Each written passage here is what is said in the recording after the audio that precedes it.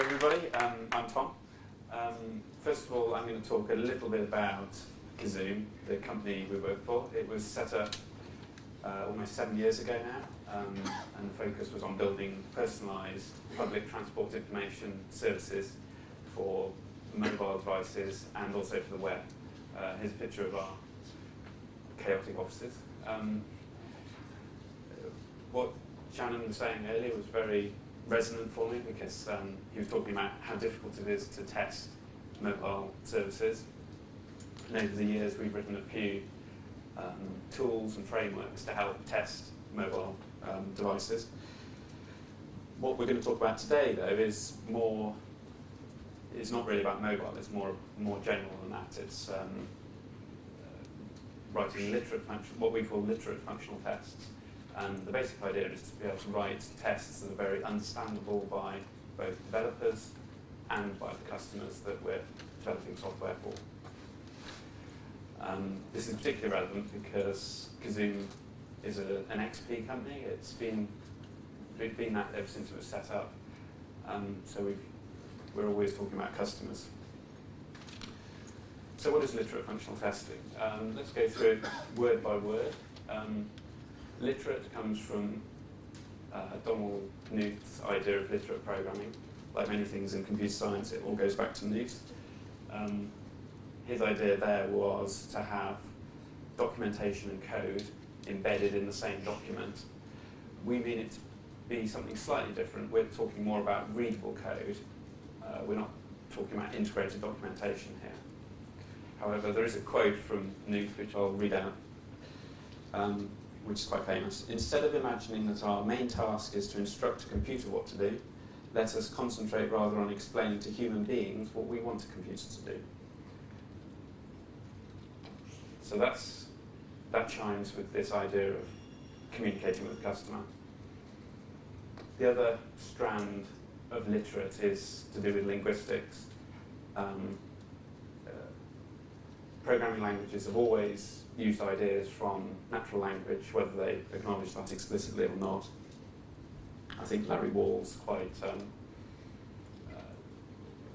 he talks a lot about the influences from natural language in Perl. So in this framework that we're going to talk about, we're going to acknowledge the different linguistic devices that we're using.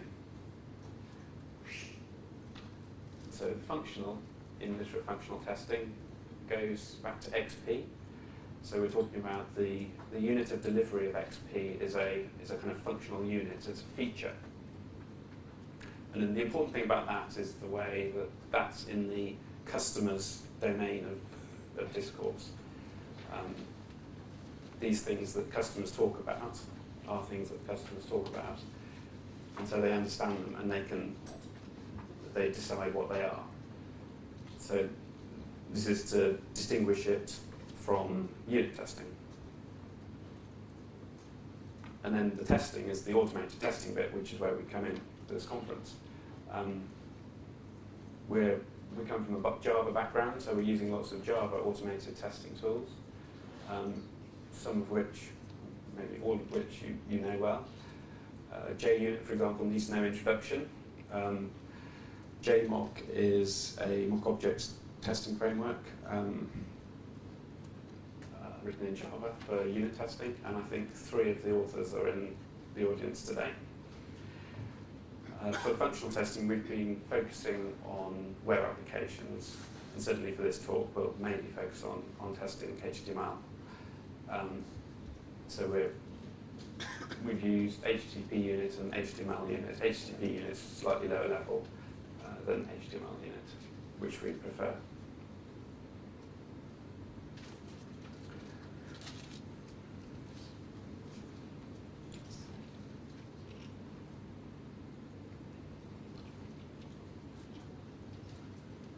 So a simple equation describing what we've done would read like this: literate style plus HTML unit plus JMock gives the literate functional testing framework.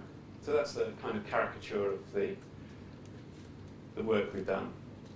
However, like most caricatures, it's suggestive but wrong. The we started doing this not because we were testing a web application, we're actually testing a proprietary XML markup. So we weren't using HTML unit, so you don't have to use an HTML unit. Similarly, JMock suggests we're doing mock objects, and we're not. Mock objects is really about unit testing. We're talking about functional testing. The reason I put JMock on this slide is because we use the flexible assertions and the constraints from JMock.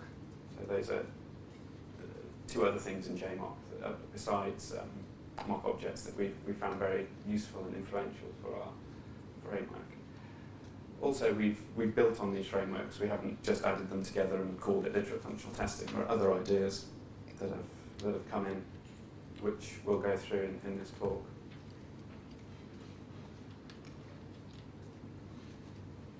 So why are we doing this?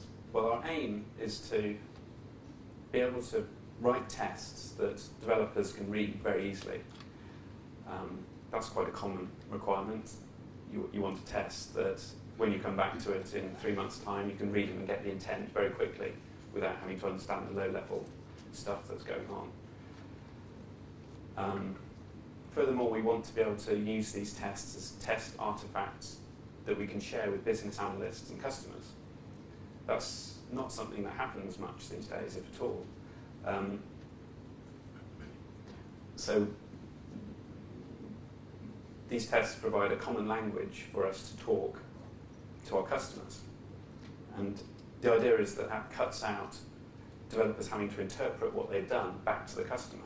So instead of saying this, yeah, we took your requirements and we implemented it, and this is what it kind of does, we want to be able to give customers the literate tests and say, look, this is what we've done. You can read how it behaves, all these test parts, this is the system. And then they can look at those and understand them and feed back.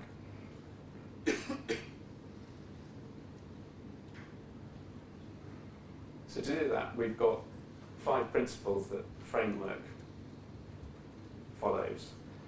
The first 2, being high level and readable, are important for the customers. So we want them to be high level so that they're in the customer's language, they're at the user level, as it were.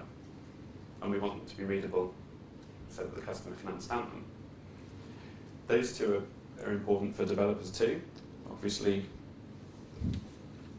they should be readable for developers, for different developers or yourself coming back to code.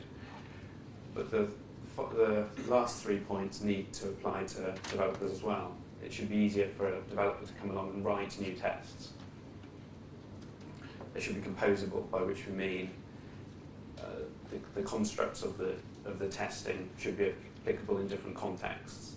You shouldn't have to write lots of stuff to test your system. You should be able to reuse bits, I suppose. And they should be extensible.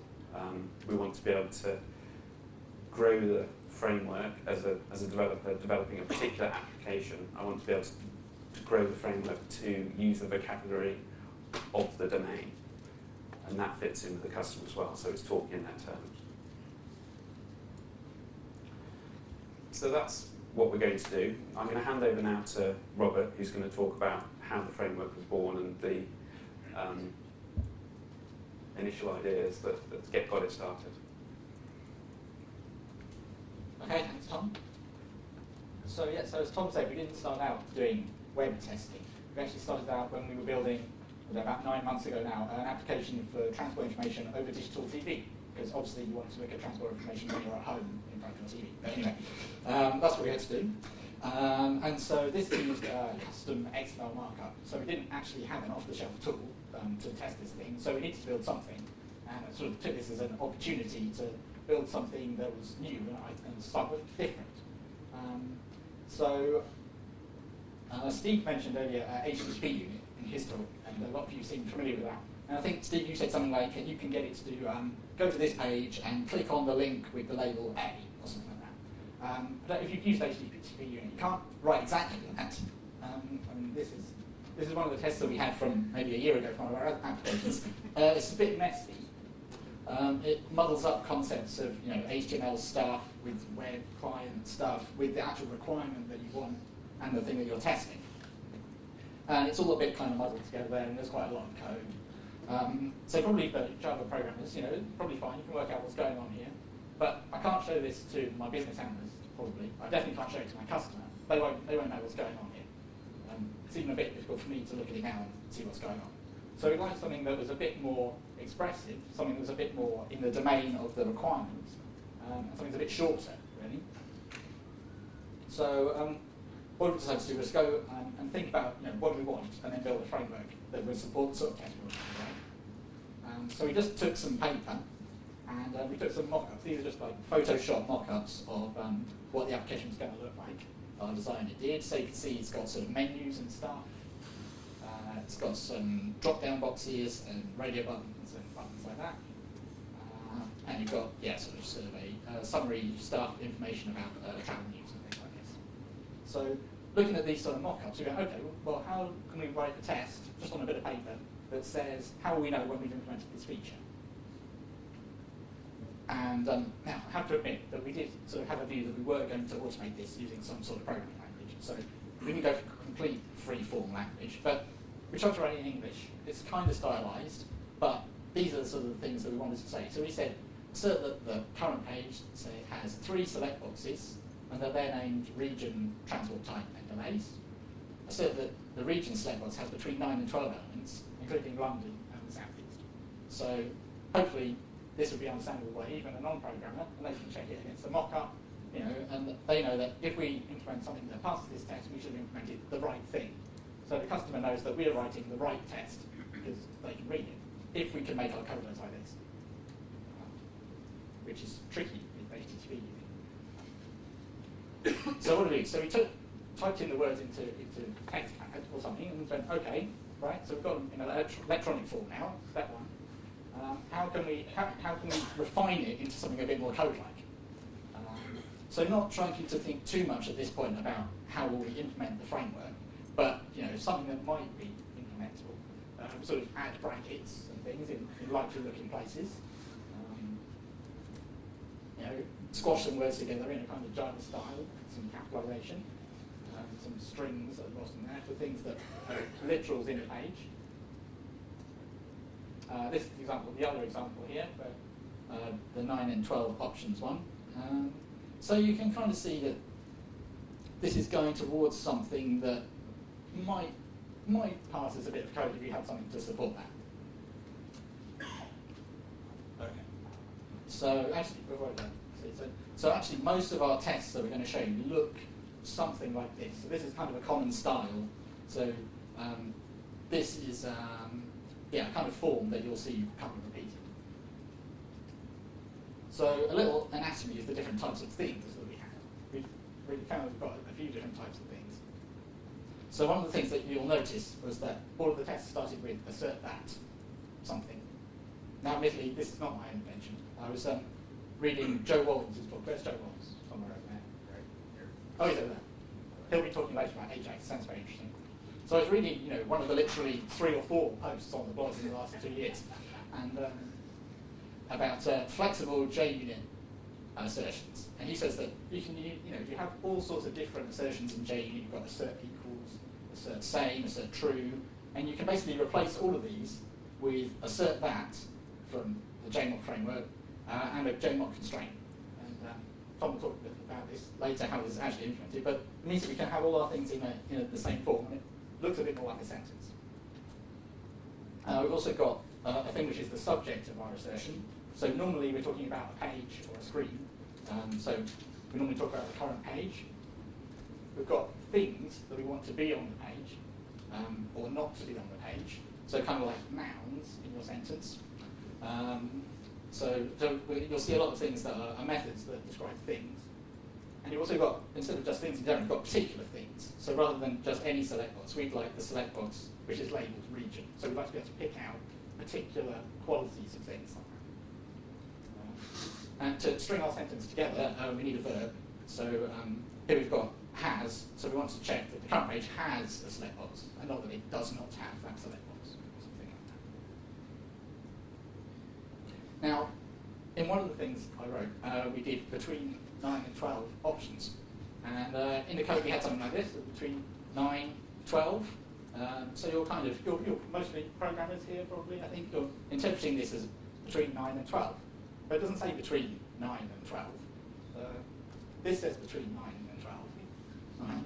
So it might not seem like much, but actually we've thought quite a lot about, how do you actually make Java have the words in the right order that if you strip out the dots and brackets that Java forces you to have, then you can paste it into a Word document and you can send it to your customer, and they can read it and they think that you've written it by hand, which this is really good for doing like test reports. They say, what did you test? And print it out, pick a pretty print, send it off to them, or just look at the code. I mean, we've had BAs and stuff just reading over the code with the developers going, yeah, I can see what that does.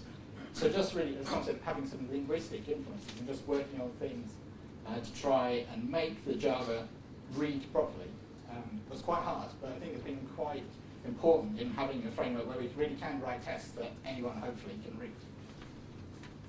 So I'm going to pass back to Tom now. Just to say, so we started off doing this for digital TV, as I said, and we found that it worked quite well.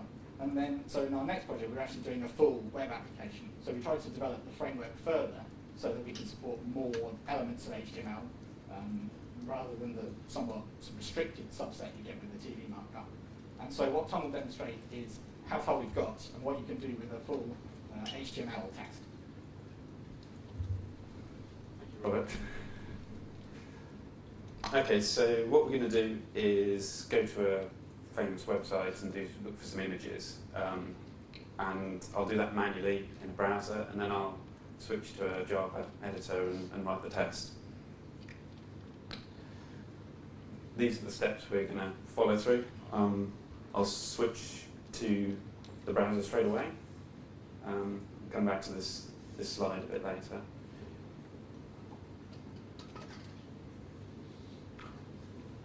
Okay. So I'm basically just going to say the words that you might say when describing what I'm doing in a fairly minimal way. So first of all, go to the index page, which is Google, UK. Check that the page has title Google, which it does.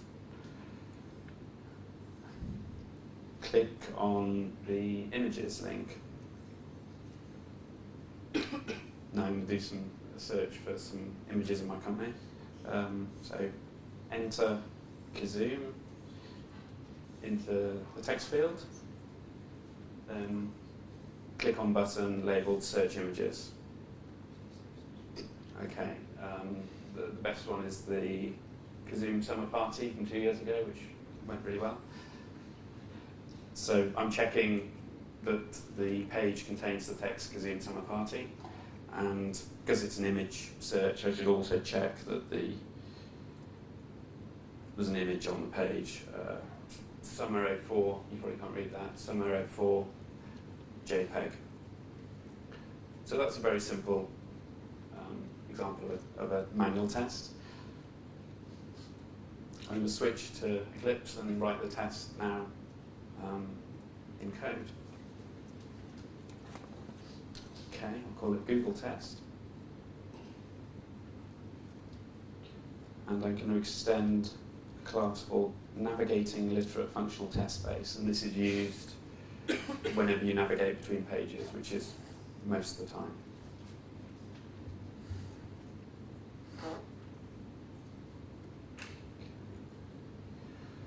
I'm just going to import a couple of useful static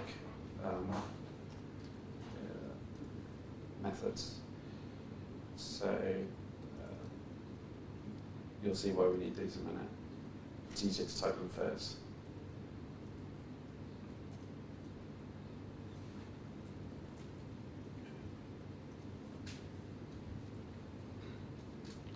Okay, the first thing we need to do is tell the test framework what the base URL is. Where do we start? And that's the Google homepage.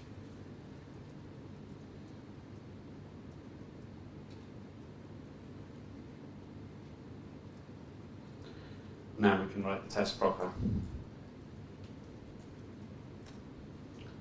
So, I mean, in case you hadn't noticed, this is actually based on JUnit as well, somewhere up the chain. So, test image.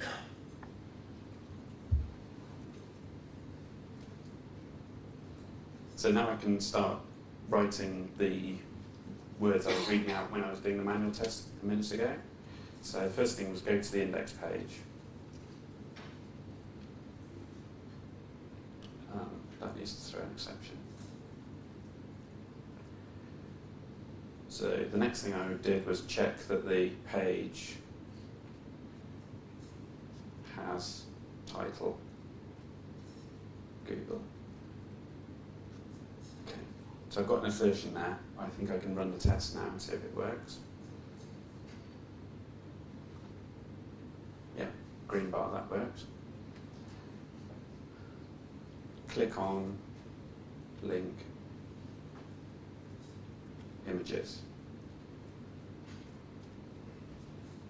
Enter kazoo into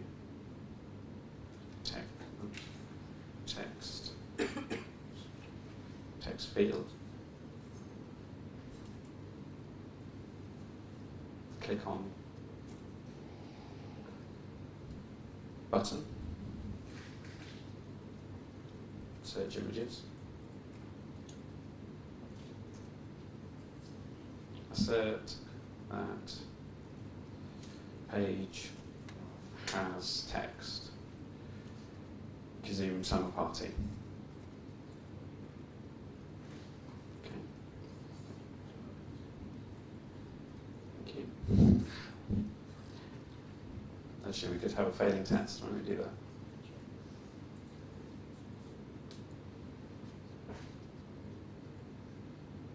Didn't like that, so let's get that to work.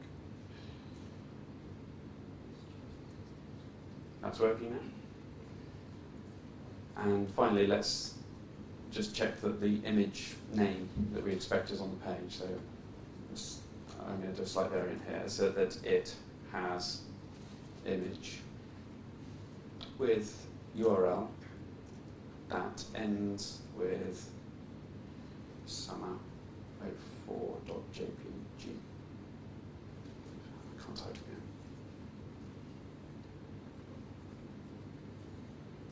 Okay, let's try running that. Okay, that passes. So that's the test, and that's the same as the manual test I ran a minute ago. So finally, before I go back to the talk, I'm going to turn off punctuation. So we've got English that you can read now. If I switch back to the slide, those words are the same as the ones in the code. Okay, so what I'm going to do now is go through the features that the framework has. We've seen most of them in that demo. I'm just going to go through each in turn and talk about what it is really, to give a bit more detail about how it works. So those are the list of features that we think are important in the framework. First 5 were covered in that demo, the last 2 weren't. We'll talk about those more in a minute. So the first thing we have are actions. Actions are verbs, they do things. So for example, go to the index page, remember we're using HTML unit, and so it maintains the state of the browser, which is connecting and retrieving pages from the website. So go to the index page, just retrieves the first base URL and updates an implicit variable called page. On Robert's slide it was called the current page, but that was the previous version of the framework. So that's an implicit variable. Implicit variables aren't a new idea. For example, JSPs have a page variable that you get when you're writing your JSPs. JavaScript, DOM programming has all of that, has the same concept too. So page is the most important implicit variable in the framework, and it refers obviously to the current page that you're on. So actions update the page when you navigate. The second most important implicit variable is a variable called it.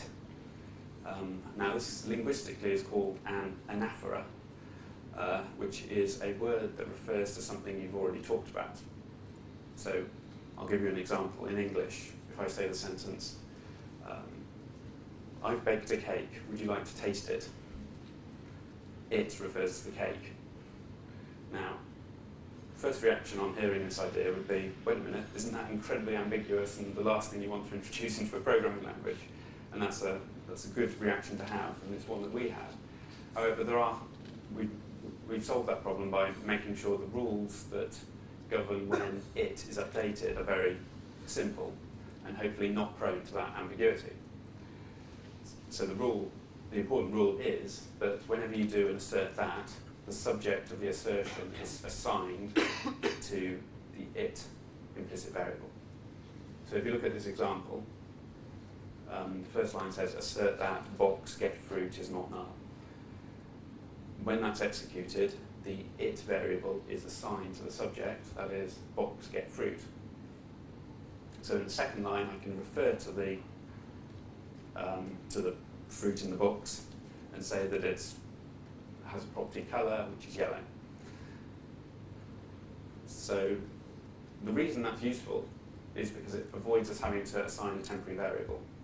If you wanted to, so you've got two choices actually. You could either make the second line say assert that box.getFruit again, and just repeat the reference, which is okay but a little more verbose, and often, as we all know, these things get very long.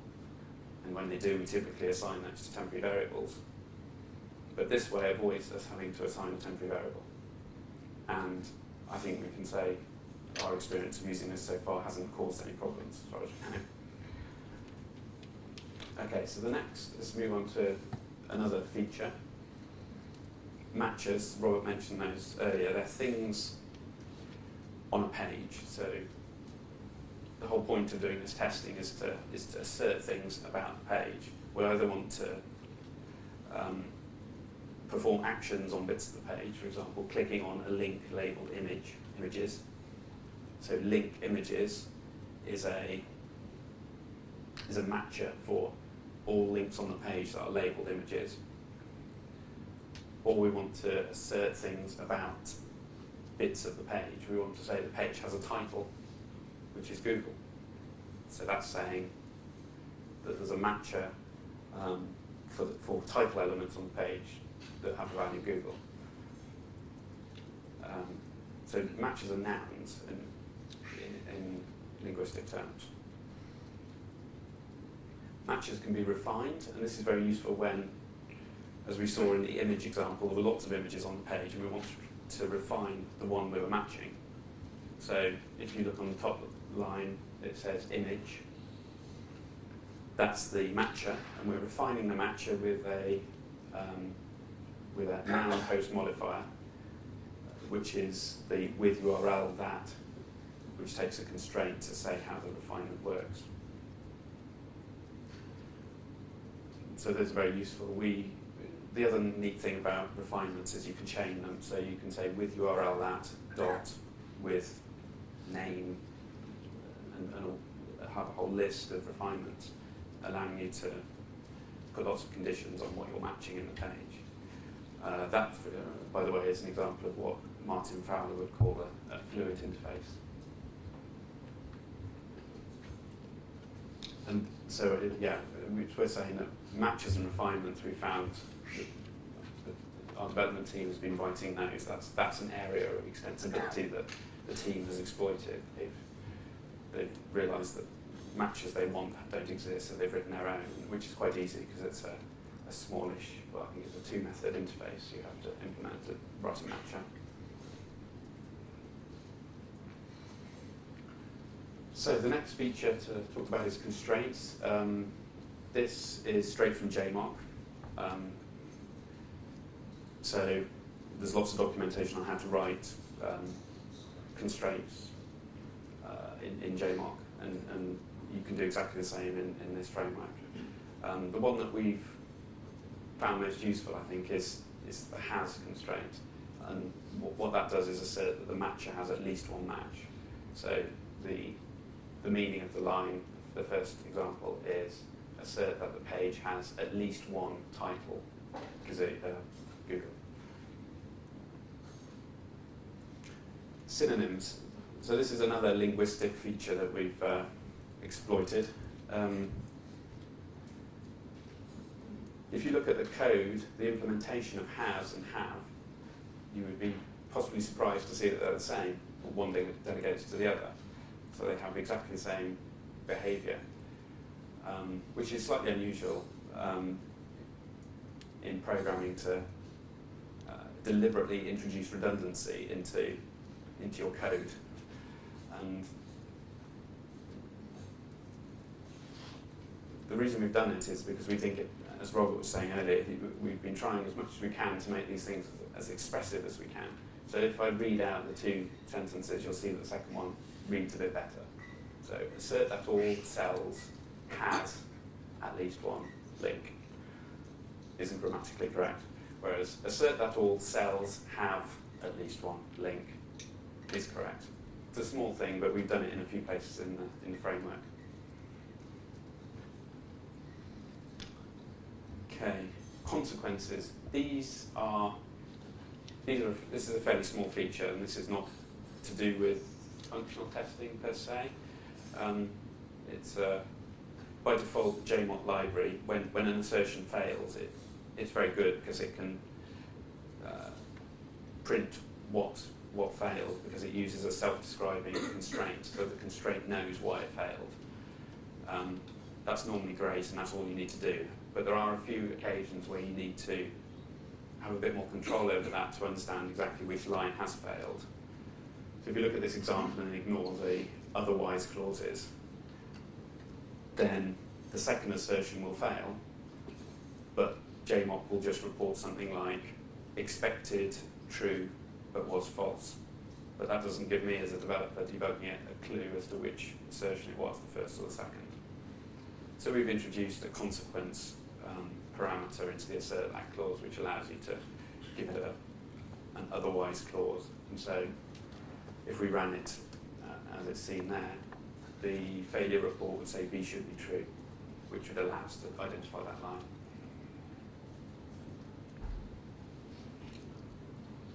Okay, this is the final feature I'm going to talk about, and it's probably the most complex. What we've been talking about so far is always about the page, really. We've always focused on the whole page or the whole screen of the application. We found when we were actually using the framework that we wanted to restrict attention to a certain part of the page and have all of our assertions just apply to this small part. And the example that we used, the place where this popped up was when we had multiple tables on a page and we wanted to just focus in on one table and say test certain things about that table. So if you look on the screen, there are two tables, a 2x2 and a 3x3 table. Without the considering clause, the assertions would fail because firstly it refers to the whole page in this case, and the rows matcher, so this one here, would count the number of rows, or match, I should say, the number of rows in the whole page, which if you look in, imagine those two are on one page, that would be 5 rows. Similarly, cells would match all the cells on the page rather than just in one table. So we introduced a considering clause which takes a matcher to refine the thing under consideration. So and in this case, change it to be the 2x2 table. And then the following two assertions both pass now because the rows, all matchers use the consideration to match against, not the whole page. So it's a kind of scope changing clause. Okay, so those are the features. That's a kind of quick review of how the framework is put together. Rob's going to talk a bit now about how we found it in practice in our development team at Kazoo. Okay, thanks, Tom. Is it working now? Is it working? Yeah, okay. So once we got this framework, we introduced it into a team working on quite a big project. There were 9 developers and a full-time business analyst and a full-time project manager on the project. And it was, what can I say, a popular website in the UK for making inquiries about trains that travel nationally. And so this was a project which took maybe about 4 months to develop with all those people full-time. And it was written in Java. And we didn't start off using this framework. We started off writing tests basically in HTML units. And then after a while we thought, okay, hang on, now we're developing this framework, can we try this? How will this work out? And so we tried to get the team to adopt, a picture of the team, tried to get the team to adopt the tool.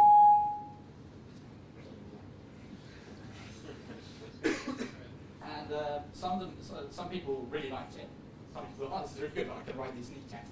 Some people found it really hard. And I thought this was interesting.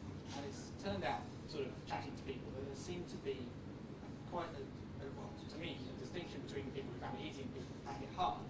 But people who had always programmed in Java, at least professionally, always programmed in Java, thought that it looked funny. Is that better? People hear it now? So people who had always programmed in Java thought that it looked strange, and that you will have noticed in none of our examples has an assignment statement. And people were looking for them. Where do I assign this thing so that I can use it later? Whereas people who had more of a background maybe in functional programming, where typically expressions are written without temporary assignment, found this more natural and were more able to compose things and to sort of recursively call through things. And they found that easier, and they were more readily thought, yes, this is good. And, they felt happy with the style. So for the people who were more procedural, I think the approach,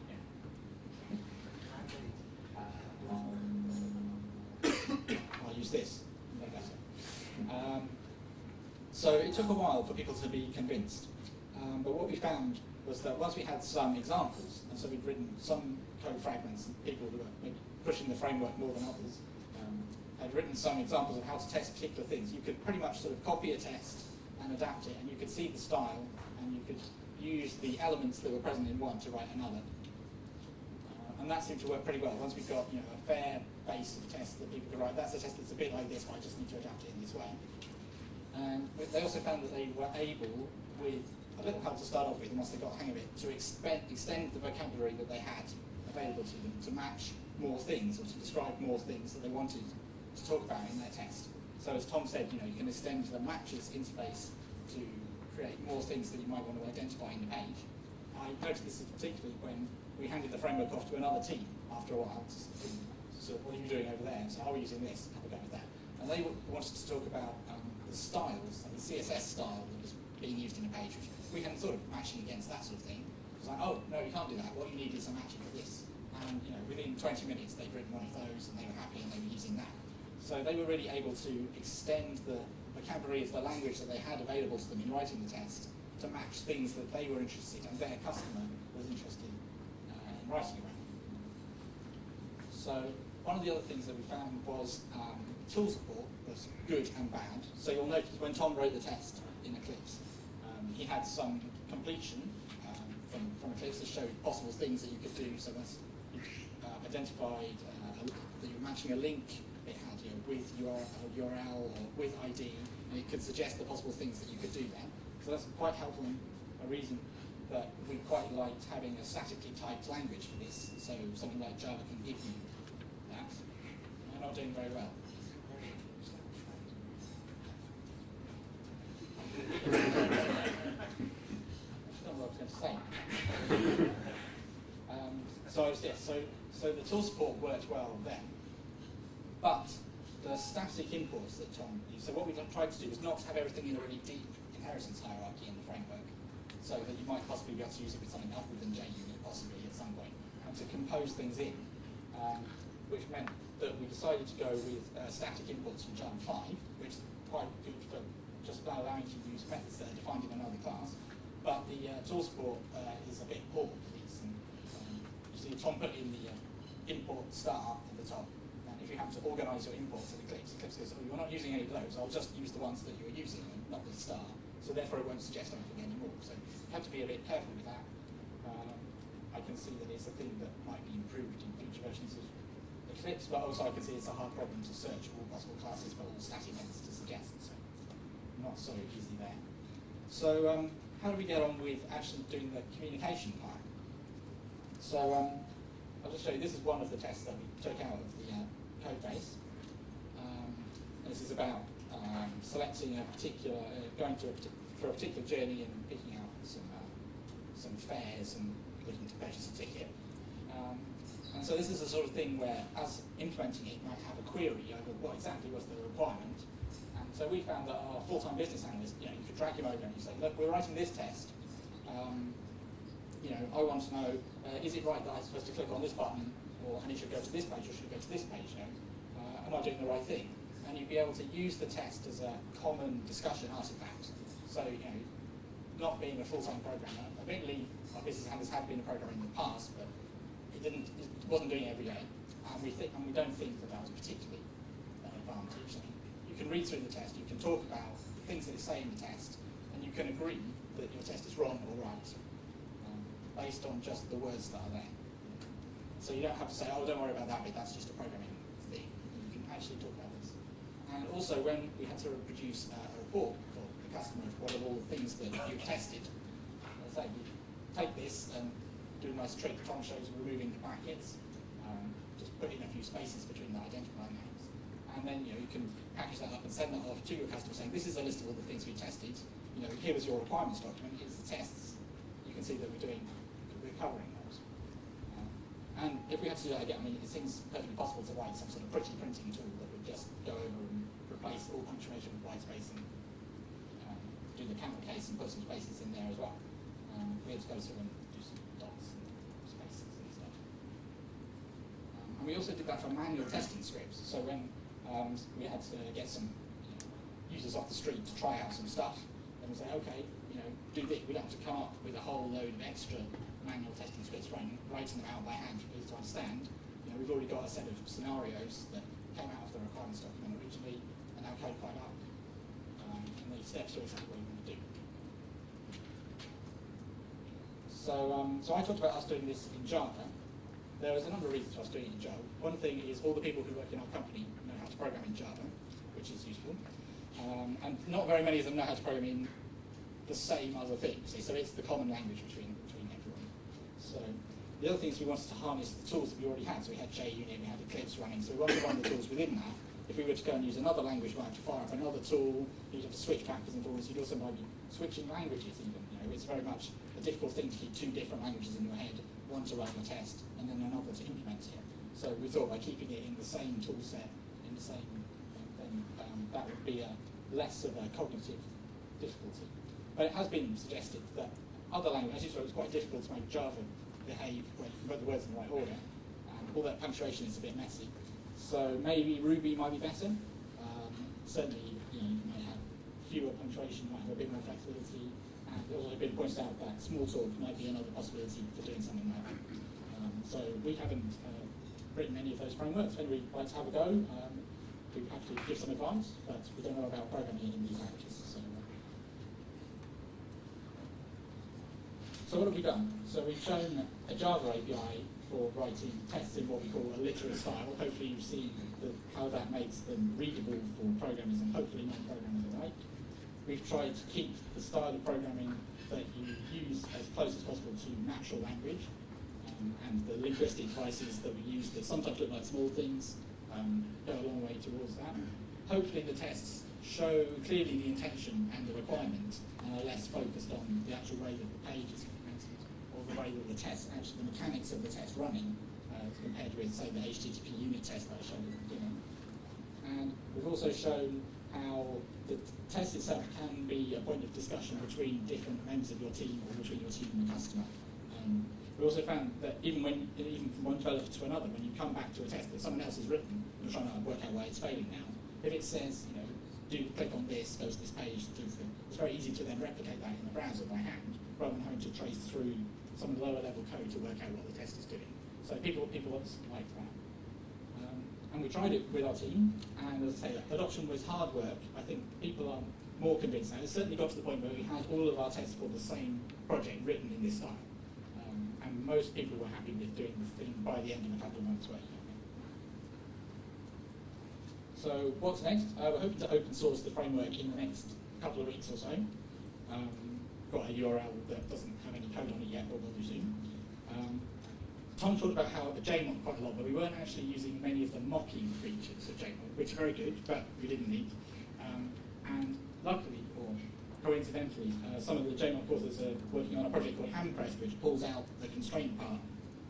So maybe we could just rely on that rather than the whole JMOD. Other languages, as I said, maybe Ruby, maybe Smalltalk, don't know. And other domains, I mean, at the moment we're just testing web applications. Maybe you could adapt this to test other sorts of applications by building a slightly different variant on the framework that match different sorts of things. Certainly you could tie it to a different back-end testing tool, so you know, testing mobile pages or you know, plain text documents or anything like that. And the other thing is, why are we doing this just for our tests? Why, if we're writing, you know, lovely clear test code, why aren't we writing lovely clear application code as well? And the main reason that I can see for that is that when you're, certainly in Java, you're interfacing with a number of different APIs, you're much more constrained in your application code by having to interface with a lot of different things at the same time. Whereas at least in the tests, you're a bit more working with one framework and testing against something which is on the other side of the internet, so you get a bit more of a, you don't have to take, service so many masters in a sense. So we were able to control a bit more than we can.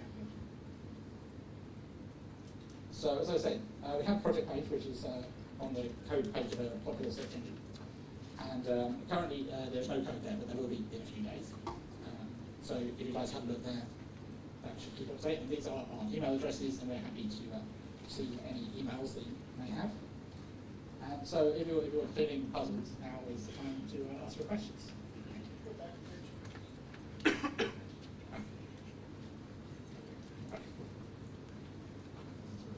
So I have a question. If JavaScript is supported, but first of all, I would like to say that this thing is really cool and really impressive. Thank you. At the moment, JavaScript isn't. I don't think it's supported, but that's probably through lack of time. The national rail site that Rob was talking about doesn't have any JavaScript on it, as far as I know. So I don't think. So it wasn't a focus. We haven't thought about Ajax, but we don't see a reason why it couldn't support that.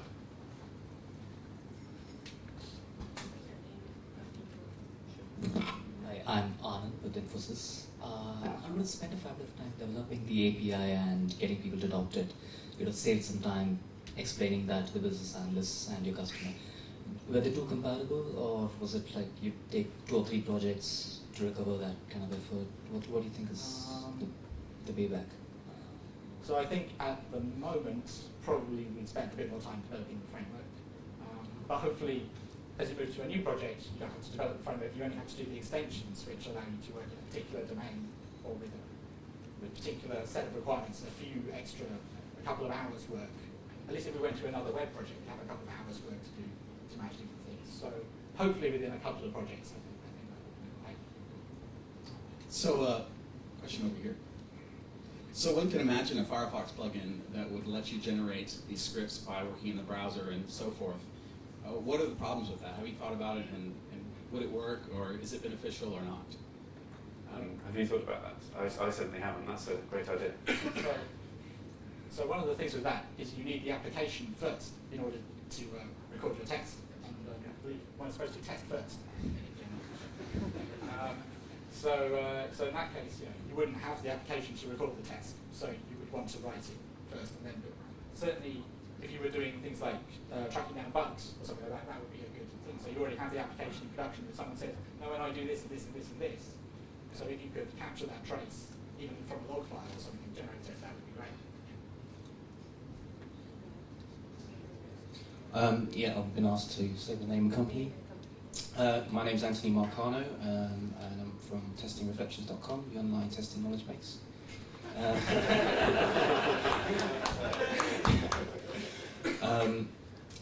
I really like what you've done. To respond just quickly to the JavaScript thing, you can use, with Java you can use Rhino, so if you extended this framework with Rhino, that would allow you to execute JavaScript dynamically. Approaches like this to writing tests are becoming very popular in the community. Behavior-driven development, JMock has also been one of the sort of leading lights, if you like, in readable tests. I recently tried to do this the other way around, writing a similar framework for a web application, and now more recently having to do it for a multi-platform interactive TV application.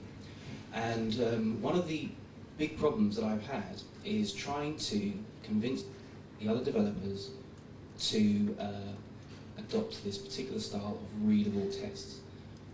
You said that adoption was one of your biggest challenges, and I'm very, very interested to hear how you approach that problem. So basically we had some people who took to it immediately, which was, because we wouldn't have built this thing if we didn't think it was good. So obviously you've got some people who think, oh, this style is good. You obviously have some feeling that this is something you want to work towards. So what we did was we did pair programming between people who liked it and people who were less sure. And it wasn't, I think, that people didn't like it. It was that they didn't understand. It wasn't the way that they were thinking about things. They wanted to be much more procedural rather than declarative about what they wanted to test. They wanted to go, I want to get this thing, and I want to get its attributes like this, and I want to say if this thing. And so just sort of standing back and going, okay, so what do we want to test? What is the requirement we want to test? Let's think about it. Let's try and write it down, and then let's try and see how we can codify that. Let's look at these examples. Let's follow that through. And then when you get to the end, you can say, look, in 4 lines, I've described that thing. I haven't got this much code. And people began to be happier with it and to like it more, I think, after that process. But certainly it was hard for some people, because I think it is a very different way of thinking about, certainly thinking about Java programming. I mean, as I say, maybe people with different backgrounds take to it more readily as almost trying to impose a functional programming style within a Java class, which maybe seems wrong.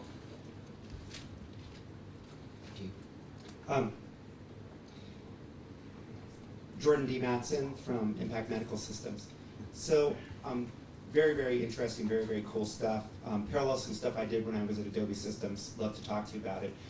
Have you considered, instead of tying to a programming language like Java, Ruby, Smalltalk, all fine, I love them all, going with a domain-specific language and then building a translator to translate to the target language, including that target language being English? I think if you look at like the action keyword-based test tools, or what TestQuest did with what they call test verbs, you might find a very nice model, because then it becomes a way for people to write. Anybody can write the tests, even customers, if they're willing to put in a little work as opposed to a lot of work. So the answer is yes, we have thought about that, and I think the reason we didn't go in that direction was because, again, we had a bunch of Java programmers and we didn't want to introduce a new language. There was a little bit of risk introducing a new framework at all, so we wanted to keep that risk as small as possible. Do you have a... Yeah, one of the other things was just that taking it in Java, we had more, or in our programming, we had more immediate tool support for doing things like the completion and showing it. Whereas we would have to build all that stuff to support that in the same way for a domain-specific language. So it swings that roundabouts. Hi, my name's Joe Warnes. I work for a search engine company. I just want to answer the JavaScript question again in a different way. I think your question was actually about how do you test JavaScript applications rather than how you write these tests in JavaScript. And one of the benefits of this, which probably wasn't that clear, is that behind the scenes, HTTP unit was being driven, but in reality, applications are made of all sorts of things. You've got, Swing GUIs, or maybe, .NET applications. You've got shell scripts, databases, and stuff. And this kind of automation can be plugged in very easily in these libraries. So you could quite easily have, assert that the database contains something like that. And in particular for JavaScript, there are lots of tools. There's the Selenium remote control runner. And there's also some simpler libraries like JExplorer, JRex, which automate browsers directly through their external API. So that answers the question. Sorry, I didn't actually have a question for you. I was hijacking. Steve Freeman, Independent. A couple of points. One is a commercial, is that Nat Price and I have a paper in the upcoming Uppsala about how the JMOC language came about, embedding a domain-specific language in Java. The sort of question I had was, which I kind of noticed a little bit on the last test you showed, is the domain language you've got is in the domain of HTML, let's say. And my temptation is to start moving into domain language to describe, British Rail train line, whatever it's called. Did you find yourself drifting up that way? What we found mostly, so we didn't try and extend the framework itself to support that sort of thing, because we're building up gradually. But what we did find was that, I think what you were talking about the last, was the test where it said something like plan the default journey, which was actually just a Java method which wrapped a whole bunch of other statements, which we wanted to use in a number of our tests, because you're like, you're going through a web page which is a sequence of pages. You're like, okay, yeah, I want to go through and do the Bristol-London journey and with one child. And then there's the interesting bit. So what we found was we just ended up writing some methods in some classes where you just wrapped it up and you reuse that same one. But we hadn't thought about, making that more literate than that, or more reusable than that. James Lindsay from Working Productions. I find that it's wonderful to have tests that my coders can read, my testers can read, my users can read, my business analysts can read, but I also find there's a boredom threshold. So if I take, for instance, a website that you may be connected with, and please don't say if you are, National Rail is particularly sensitive to back buttons. There's a lot of tests I could generate that talk about back buttons and those web pages, and only some of them would really find the problem. And I get an awful lot of bored people around me. Do you have a second set of tests, particularly for negative things or for combinatorials, which don't fall into this, or is this your primary approach to testing within the project? I think this is our primary approach to testing. But I think the point you're making is that we'll miss out conditions and stuff won't get tested, and I agree, it's a general problem. Or was the point you were making also, yeah, that's the point. Okay. I should have made it more quickly. Hi, it's Rob Bailey from S3. To go back to the idea of the translating a scripting language into this kind of code, I think we tried doing that and we find it's working really well. Because one of the things that it does is when somebody picks up that language, they're not writing Java anymore, they're not writing PHP. What they're doing is writing a test, and it's very much in a testing language. And I think maybe that would help with overcoming some of the problems that they're talking about, where people see Java, they're coding in Java in their IDE, and so they're expecting it to work in the same kind of way as Java. Whereas what you're actually trying to do is something very different to what a standard programming language would do. The idea of having an if statement in the middle of a test is a very, it doesn't happen. You want to do that. It's very much a top-down, very different approach. But one of my other things, a question that I had was, have you considered having kind of a status display in your test so you can see what the web page is doing as you're running through the test? Early on you said people like it because when there's a failure they can go back to the beginning of the test and then follow it through manually. What about if the rig would show you where it was at any point in time? So when you get that page that didn't have the title Google, you can see what that page was and can hopefully very quickly see where the fault lies. Yeah, I think that would be great. Especially like on your test fails for it to render the current HTML, so little that. I couldn't figure out how to do that in a day's work, so you didn't do it. But I think that would be excellent. Hi, Curtis Pope, Pearl Foundation. First of all, I'd like to congratulate you. This stuff looks wonderful. One of the problems I've constantly had when I'm developing applications and testing things, obviously, is trying to communicate to customers and saying, please use the application, please give us feedback on what's going on. And usually they want to give me feedback at about, say, 3:30 in the morning. That kind of sucks. Now, you're talking about sending this stuff off to your customers. Are they actually reading this stuff? Are they actually commenting about the actual tests? Are you getting better feedback from this? So we had business analysts reading actual or identifying a thing and checking it against the test. I don't think the customers read the whole report of what we tested. I think they were happier that they had the report than actually the content of it. And we haven't had, to be honest, the opportunity to really work directly with the customer on developing the tests. I think that would be interesting. I think taking your customer representative, sitting them down with a developer, having them talk about the same thing and come up with the test together at the first place would be interesting. And that's something we would love to try. I think we just haven't had the opportunity to do it. Hi, it's Alex. I think literate programming in general is a neat idea, and literate testing is also a good one as well. But other languages like Smalltalk operate in a very literate style, and also to a lesser extent AppleScript is obviously written in a very literal way. But don't you find sometimes that programmers have a real difficult idea of trying to write in a literal style rather than in a normal programming style? Because there really aren't many AppleScript developers, because no one gets their head around how it works. But those that do find it really productive. And I wondered if you found similar things with your testers. Yeah, I think that was the thing that we experienced, where some of the development team liked it and went, oh yeah, this is cool, but we'll do this. And someone went, no, we don't get it. Why are we even writing it this way? Because they could read perfectly well, the Java code, even perhaps better, because they understood more fundamentally how it works.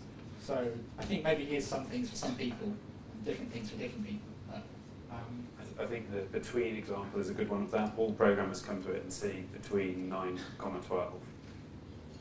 Whereas a non-programmer would come to it and say, what does that actually mean? So I think that kind of does reinforce what you're saying. Yeah. Anthony Marcano again, testingreflections.com. I won't bore you with the slogan again. I'm interested and intrigued to know, well, I can see that obviously your primary users of this are developers, and the audience, if you like, are customers. And if you're moving, I'm interested to know, did you look at a framework like Fit or Fitness, for example, along with, still Rick Mugridge's thunder from LTAC, where he's going to talk about the Fit library, I'm sure. Did you consider using those, and if so, what were the reasons for choosing this particular path? So we did look at Fit. We think Fit's good. But looking at it in the detail we did, which wasn't great, but we couldn't see how to test everything that we wanted to test. We didn't see immediately how to test something on this web page and then navigate to this one and then try this thing. And so we found, personally, doing it this way was more flexible for us. Rick may be able to tell us later how we could do all this stuff with Fit. But it was looking at this, we found we might be a bit constrained by the table structure. We might want to write much more in one line and much less in another. And we quite wanted to do things that were more, do this thing on this page and then do this different thing on this other page and follow it through that way. So that was our experience. Hi, Nat Price, Senior Dogs Body at B13 Services. I've noticed that you've got basically a single sentence structure that is literate, that's the assert that. And then you have anything else that you want to write, you haven't written in a literate way. So I would like to see get fares for one adult and no children, and you haven't written it like that. Is that because in this style, writing new sentence structures is just too difficult? I don't think it's too difficult. I think it's more difficult. So writing the framework is hard. Using the framework is hopefully easier than writing the framework. So writing things that in Java that support the literate style is quite hard. I'm sure you could experience those things. So some of our developers got into it and worked out how the framework worked. And at that point they could write more literate things. But you need to know how the framework works. And we wanted to give people an API rather than here's a bunch of code to use.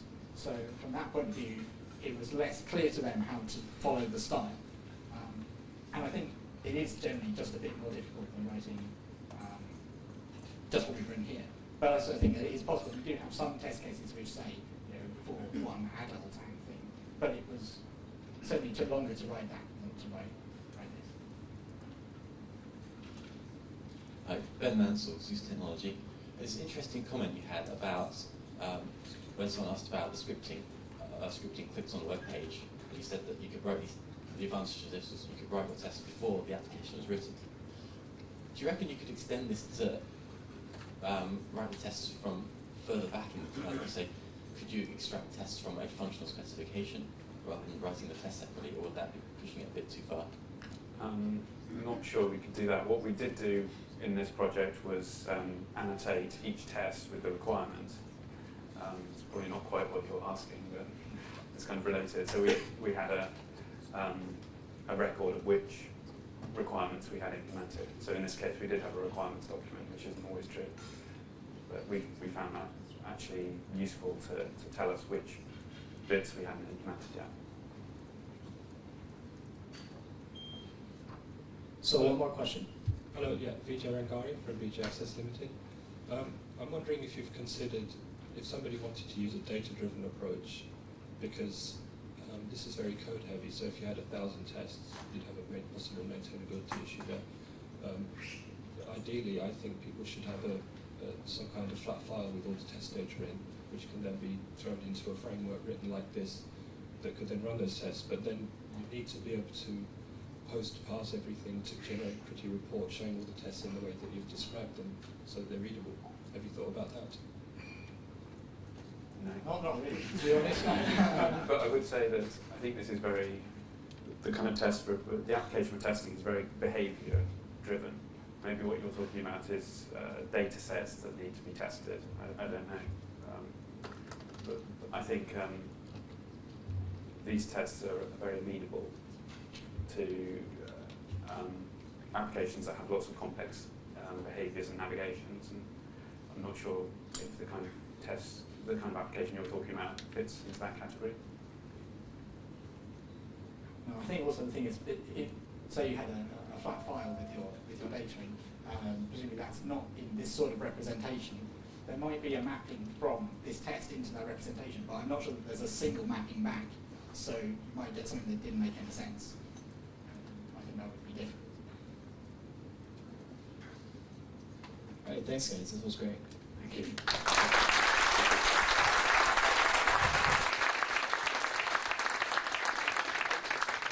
So we've now got a break for lunch.